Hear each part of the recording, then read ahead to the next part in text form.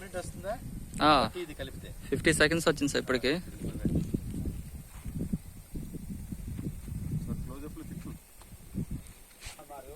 Tiruvuru prohibition excise station తరఫున CI నేను, SI గారు, సిబ్బంది, అలాగే విజయవాడ నుంచి విజయవాడ వెస్ట్ సర్కిల్ సిఐ గారు వాళ్ళ సిబ్బందితో కలిసి ఈరోజు ఈ ఏకుండూరు మండలంలో గొల్లమందల తండాలో మేము దాడులు చేయడం జరిగింది.